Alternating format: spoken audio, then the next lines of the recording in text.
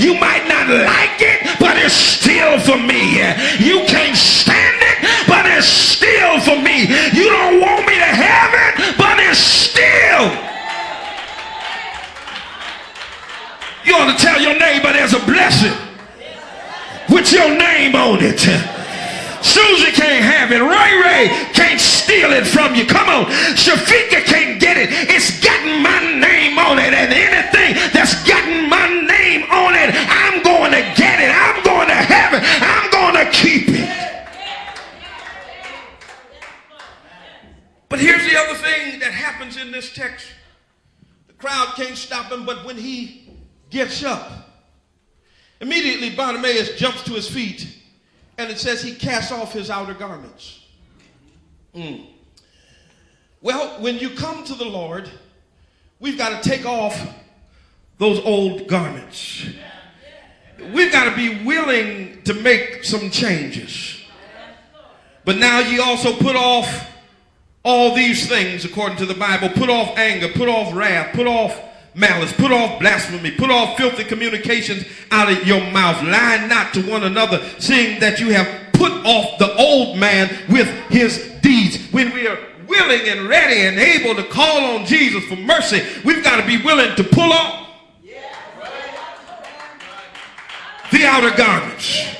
Therefore lay aside every weight and the sin that does so easily beset you. That thing that trips you up all the time. You got to be willing to help me, somebody. Not only do I want the gift of ignoring, I want the gift of goodbye. Because when you come to him, sometimes you got to learn how to tell some folk. It's not personal, but I don't have nothing against you, but I just don't have no use for you no more. I don't want to smoke with you no more.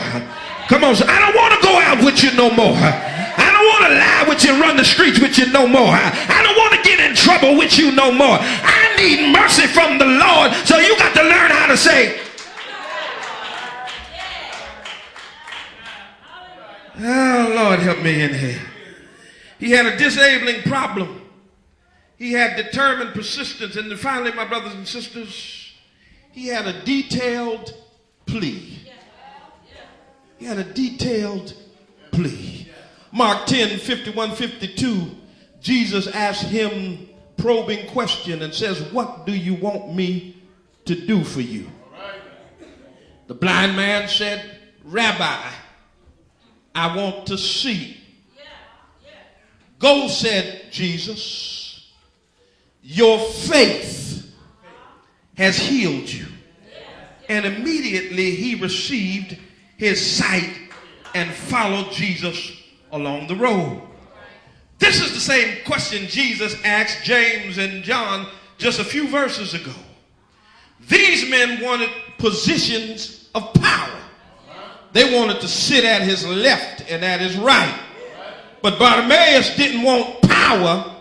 He wanted mercy. He wanted the Lord to give him something according to the word.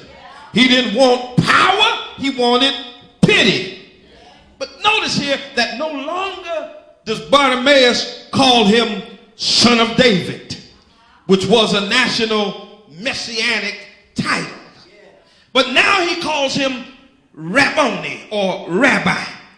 This is a personal acknowledgement of faith. Some men call on God according to what they've heard other folk call him. Some men pray the prayers that they've heard other men pray. Some men preach sermons they've heard other men preach. Some men are riding the coattails of somebody else's faith. But let me tell you something. We need a personal faith. We need a personal relationship with the Lord. And unlike so many men, the blind man knew exactly what he wanted. Some men don't know what they want, but Bartimaeus wants to see. The Greek text suggests that he's asking to see again, as if he had been able to see at one time. And he received his sight. His faith healed him. And healed, brothers and sisters, is the Greek word sozo. It means to be made whole. Bartimaeus was made whole. Whole externally and internally. And the text implies this because after he received his physical sight, he followed Jesus. I want y'all to get that here.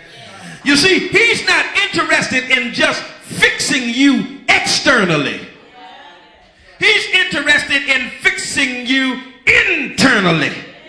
And many of us only come to the Lord for an external blessing. Oh, it's going to get quiet in here in a minute. Lord, I need my body healed. But after I get my healing, I want to do the same things I was doing before I got healed. Y'all ain't going to help me now. Lord, I want you to fix the situation on my job. But when my job situation is fixed, I'm going to engage in the same behavior that caused me to have the problems on the job anyway. Ooh, it's quiet in the building. Lord, I want you to fix me externally, but he's not interested in just fixing us externally. He wants us to be fixed externally and internally. And I know that he was fixed internally because after he got his sight, he didn't say, I can see now, I'm going to the casino. They've been telling me about Foxwoods, but now I can see for myself. Can I get a witness in here? He didn't decide, after he got his sight, I'm going to sit down and watch BET now. They've been telling me all about it. I want to see for myself. But when he got his sight, he was also changed internally. And the Bible said that immediately he followed Jesus along the road. Only a true disciple will follow Jesus. And I just wish, if I can't do nothing else today, I just wish, Deacon Thomas, I could encourage somebody to follow Jesus along the road of life. When the Lord saw Simon, Peter, and Andrew casting their nets into the sea, he said to them, follow me, and I'll make you fishers of men.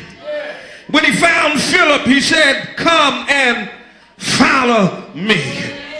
Jesus said, my sheep hear my voice, and I know them, and they follow me. Jesus said to his disciples, if any man will come after me, let him deny himself, take up his cross, and follow me. John heard a voice saying, these are they which follow the Lamb whithersoever he goes. Every one of us needs to follow Christ. Follow his example. Follow his way of treating other people. Follow his way of loving one another. Follow his way of living. Follow his way of giving. Follow his way of blessing. Follow Jesus in your problems. Follow Jesus in your pains. Follow Jesus in your predicaments. Follow Jesus in the midst of your conflicts. Follow Jesus in the midst of your burdens. But his yoke is easy and his burden is light. Follow Jesus in the midst of your obstacles. Follow him in your season of distress. Follow him in the sunshine. Follow him in the rain. Follow him when there's joy. Follow him when there's pain. Follow him on your job. Follow him in your church. Follow him in your home. Follow him wherever he goes. One songwriter put it like this: where he leads me, I will follow. Through the storm and rain, I'm gonna follow Jesus. Through sickness and